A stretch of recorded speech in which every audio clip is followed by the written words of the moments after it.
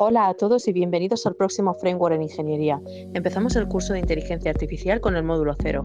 Este módulo lo hemos dividido en dos partes, ya que quedaba muy largo debido a la sección de Python. En esta primera parte vamos a ver ¿qué es la IA? Vamos a ver las diferencias entre Machine Learning, Deep Learning, Inteligencia Artificial y redes neuronales. Después veremos los fundamentos matemáticos que hay detrás. No se asusten, ya verán cómo va a ser muy ameno. Terminaremos con la ética, responsabilidad e impacto social en la inteligencia artificial. En el próximo vídeo ya nos centraremos en Python orientado a la inteligencia artificial. Muchas gracias por las visitas de la introducción. Estamos trabajando para realizar vídeos de mejor calidad en imágenes y contenido. Muchas gracias, continúo yo. Vivimos rodeados por el término inteligencia artificial. Está en nuestros teléfonos, en nuestros coches, en las noticias. Pero, ¿qué es realmente?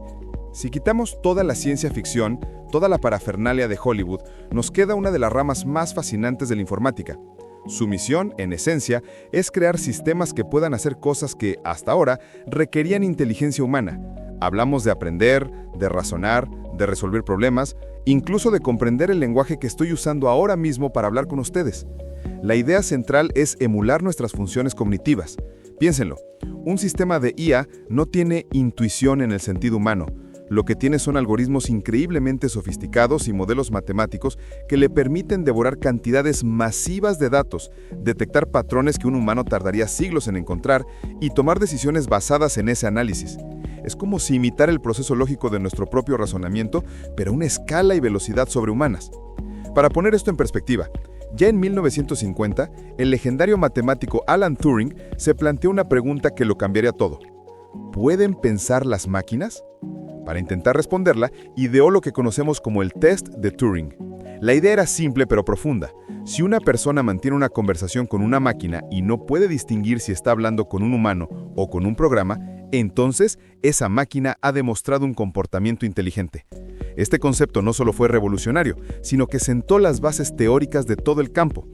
Y es crucial entender que el objetivo final no es reemplazarnos, sino aumentar nuestras capacidades. La IA es una herramienta, la más potente que hemos creado, para potenciar lo que ya somos capaces de hacer. Desde los asistentes virtuales que responden a nuestras preguntas, como Siri, hasta los vehículos autónomos que perciben su entorno y toman decisiones para llevarnos de un punto a otro. Ahora bien, aquí es donde el lenguaje se vuelve un poco confuso.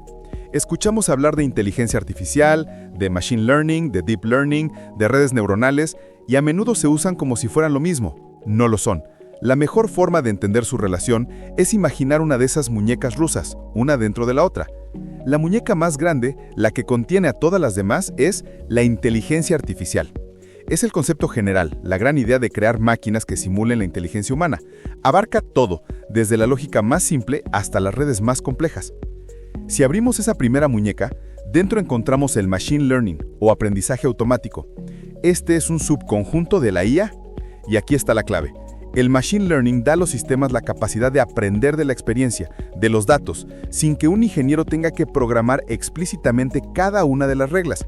En lugar de decirle a un programa, si ves una imagen con dos orejas puntiagudas, bigotes y un rabo, es un gato. Le muestras miles de fotos de gatos y el algoritmo aprende por sí mismo a identificar los patrones. Es literalmente aprendizaje a través de la práctica.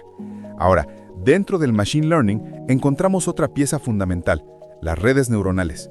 Son la columna vertebral de las técnicas más avanzadas. Su diseño está inspirado en la estructura y el funcionamiento de nuestro propio cerebro. Consisten en capas de nodos interconectados, como si fueran neuronas artificiales. Cada una de estas neuronas procesa una pequeña parte de la información y se la pasa a la siguiente capa. Son excepcionalmente buenas para encontrar relaciones sutiles y patrones complejos en conjuntos de datos gigantescos. Y finalmente, si abrimos la muñeca del Machine Learning, en su interior encontramos la joya de la corona actual, el Deep Learning o aprendizaje profundo. El Deep Learning es una forma especializada y muy potente de Machine Learning que utiliza redes neuronales con muchísimas capas, por eso se llama profundo. La gran diferencia con el Machine Learning tradicional es que el Deep Learning es mucho más autónomo.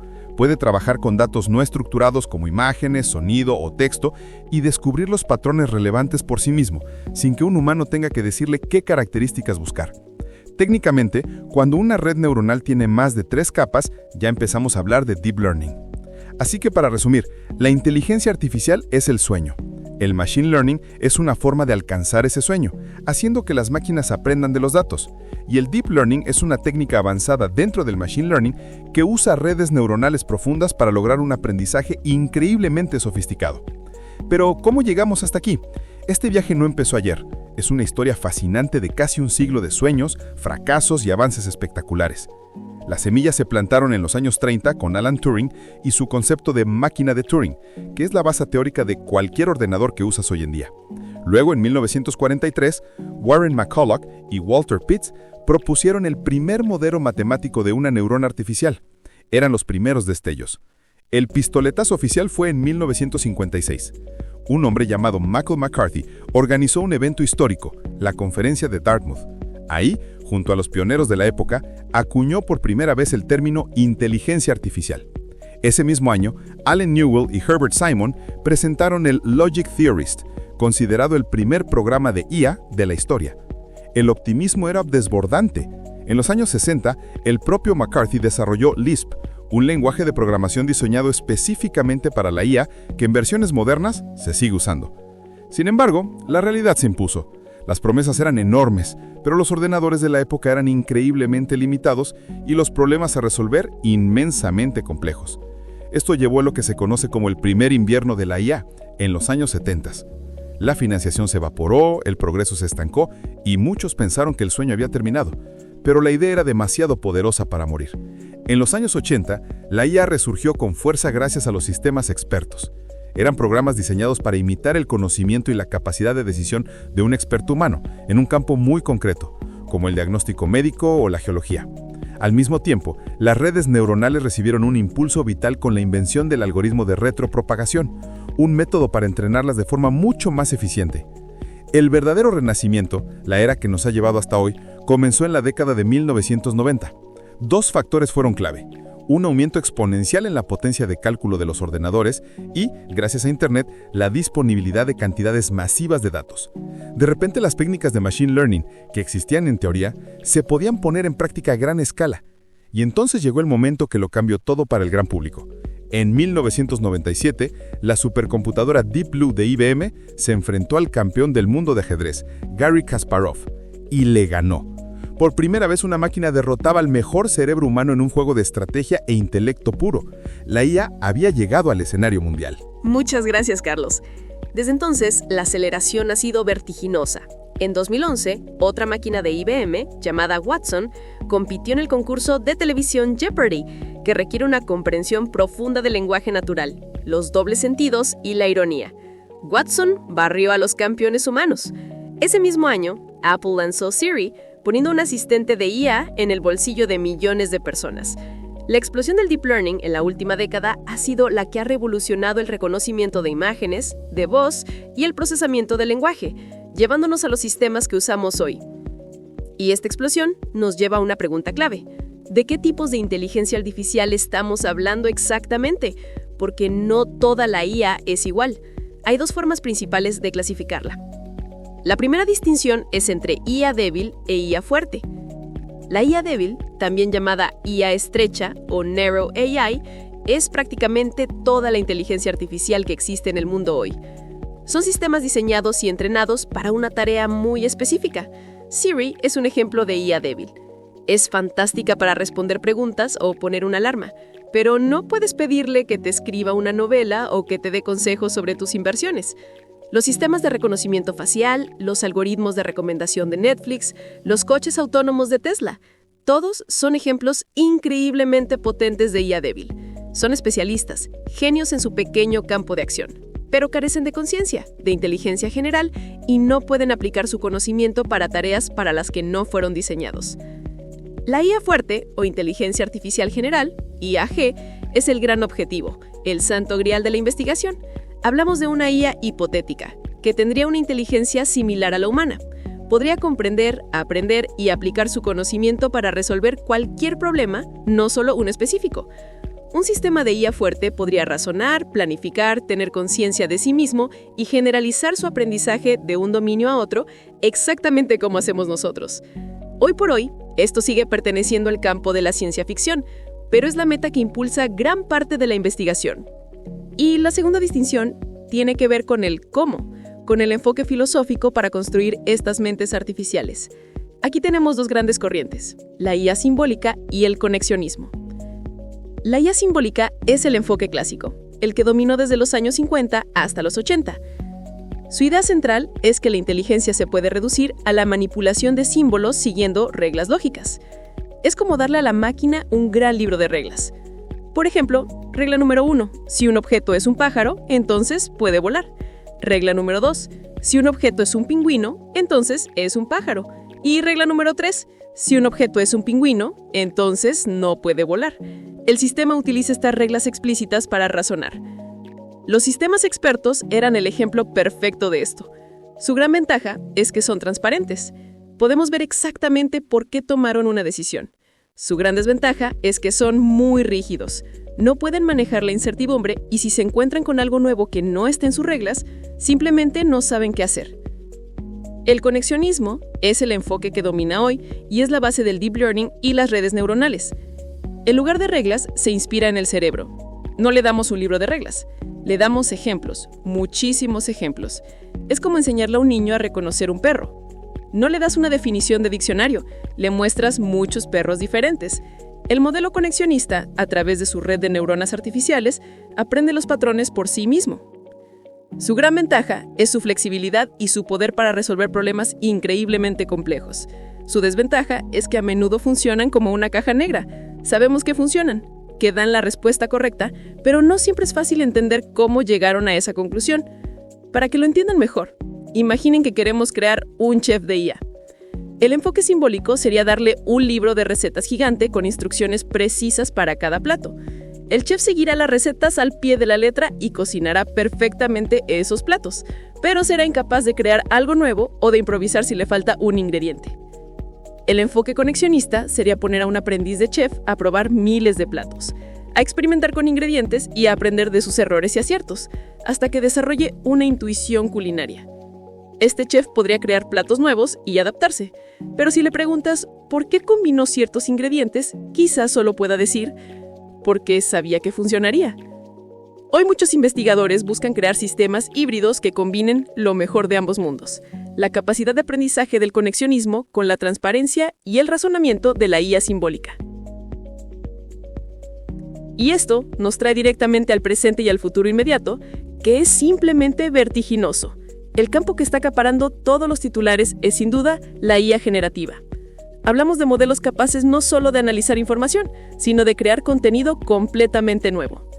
Todos hemos oído hablar de ChatGPT de OpenAI, capaz de generar textos asombrosos, o de DALL-E y Gemini de Google, que pueden crear imágenes increíblemente realistas a partir de una simple descripción de texto. Esto está revolucionando la creatividad, la programación, la educación, todo. Y no es solo para el ocio. En medicina, la IA ya analiza volúmenes de datos de pacientes para descubrir patrones en enfermedades que nos ayudarán a encontrar curas. Si miramos hacia el futuro cercano, hay varias tendencias que van a marcar el camino. En primer lugar, la IA generativa seguirá avanzando a pasos agigantados. Veremos modelos más eficientes, más rápidos y mucho más personalizados. En segundo lugar, veremos un auge de los agentes de IA, sistemas diseñados para colaborar entre sí y con los humanos para resolver problemas.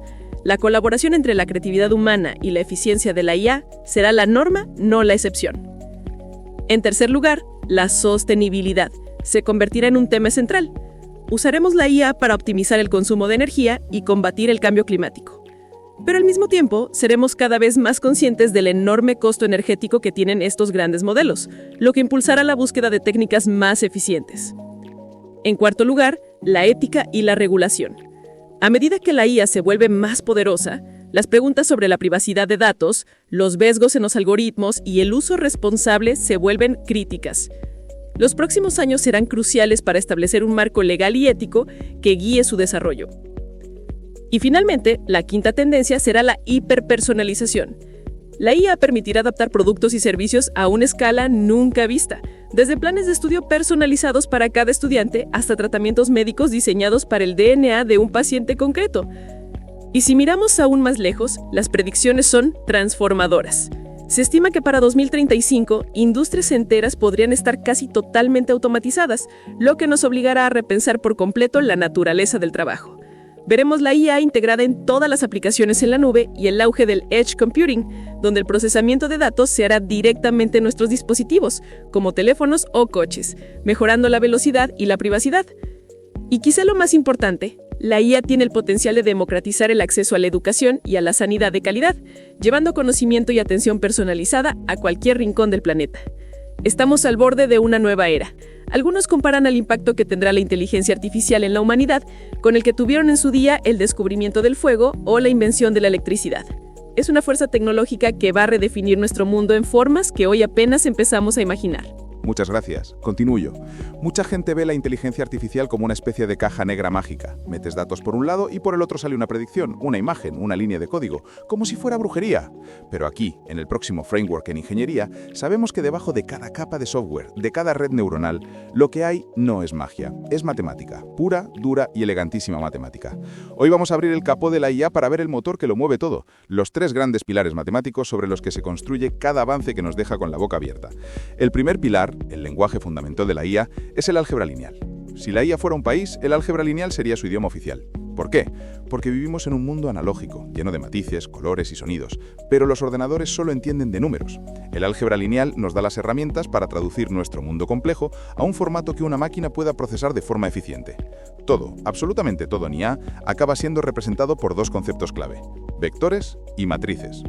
Pensemos en un vector. Olvídense de las clases de física por un momento. En IA, un vector es simplemente una lista de números, una lista ordenada.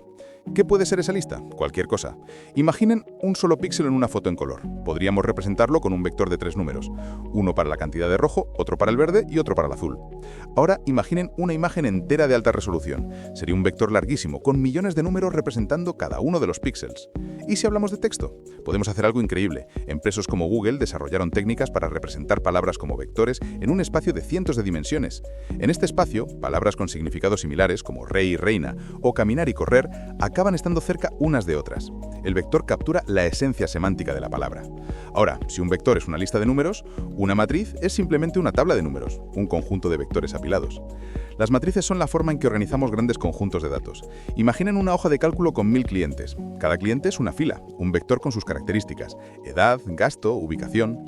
Toda esa tabla es una matriz. Pero su poder va mucho más allá. En las redes neuronales, el conocimiento de la red, la fuerza de las conexiones entre las neuronas, se almacena en matrices de pesos. El proceso de aprendizaje de una IA consiste en gran medida en ajustar los números de estas matrices una y otra vez. Operaciones como la multiplicación de matrices, que pueden parecer abstractas, son el pan de cada día en el cálculo de una red neuronal, permitiendo que la información fluya y se transforme a través de sus capas. Técnicas más avanzadas, como la descomposición de matrices, nos permiten incluso comprimir datos o descubrir características ocultas y patrones que no eran evidentes a simple vista. Así que, en primer lugar, el álgebra lineal nos da el vocabulario y la gramática para hablar con los datos. Pero claro, tener el lenguaje no es suficiente. El mundo real no es un problema de libro de texto. Este es ordenado, impredecible y está lleno de incertidumbre. Y aquí es donde entra nuestro segundo pilar, la probabilidad y la estadística. Esta es la rama de las matemáticas que nos permite gestionar la duda, cuantificar la incertidumbre y tomar decisiones inteligentes a partir de datos incompletos o ruidosos. La probabilidad es en esencia una forma de medir nuestra confianza en que algo ocurra. Un modelo de IA nunca te dirá con un 100% de certeza que una imagen es un gato. Te dirá que hay una probabilidad del 98% de que sea un gato. Modela la incertidumbre.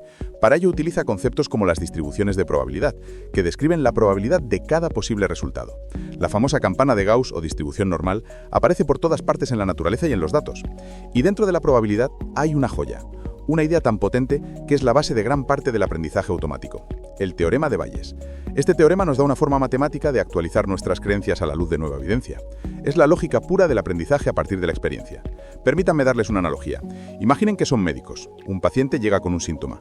Basándose en la prevalencia de las enfermedades, ustedes tienen una idea inicial de la probabilidad de que tenga una enfermedad concreta.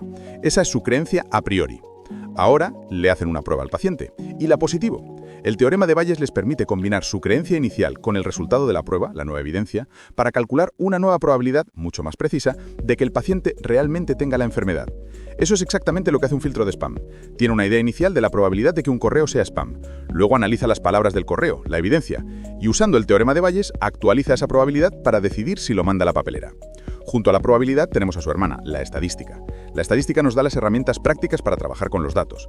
La estadística descriptiva nos ayuda a entenderlos, calcular la media, la mediana, ver la dispersión de los datos. Es el primer paso, el análisis exploratorio. Pero la verdadera magia está en la inferencia estadística. Nos permite tomar una muestra de datos y hacer generalizaciones sobre el conjunto total. Cuando entrenamos un modelo de IA con 1 millón de imágenes para que luego pueda reconocer cualquier imagen que le pongamos, estamos haciendo inferencia. Y es crucial para evaluar si nuestro modelo funciona bien de verdad o si simplemente ha memorizado los ejemplos que le hemos dado. Bien, ya tenemos el lenguaje para representar los datos, el álgebra lineal, y tenemos la lógica para manejar la incertidumbre, la probabilidad y la estadística. Pero nos falta la pieza clave. ¿Cómo aprende realmente la máquina? ¿Cómo mejora? Aquí entra nuestro tercer y último gran pilar, el cálculo. El cálculo, y en particular el cálculo diferencial, es el motor del aprendizaje, el mecanismo que permite a los modelos optimizarse y volverse cada vez más precisos. El concepto central aquí es la derivada. Una derivada simplemente mide cómo cambia algo cuando modificamos otra cosa. En IA nos interesa saber cómo cambia el error de nuestro modelo cuando modificamos ligeramente uno de sus parámetros, uno de esos pesos en las matrices que mencionamos anteriormente. Imaginen que nuestro modelo es un estudiante que está haciendo un examen. La función de pérdida es una medida de cuántas preguntas ha fallado. Queremos que ese número de fallos sea lo más bajo posible. Para minimizar ese error usamos el gradiente.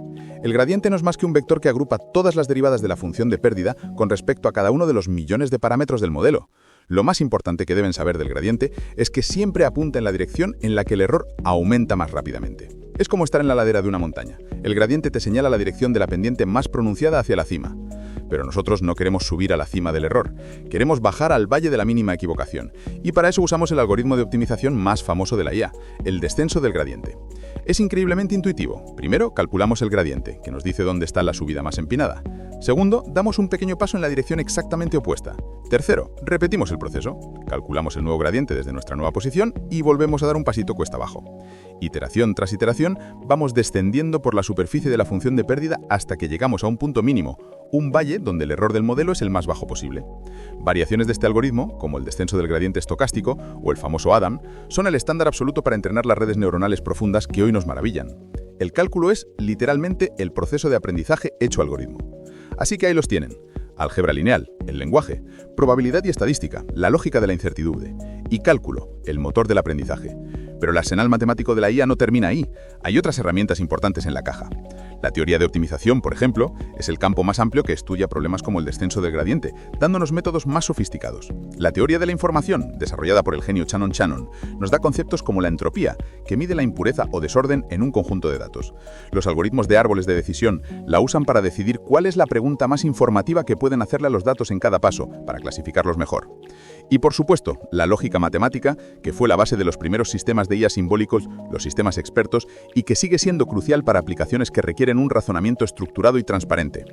Como ven, la inteligencia artificial no es una caja negra, es un edificio monumental construido sobre cimientos matemáticos sólidos y elegantes.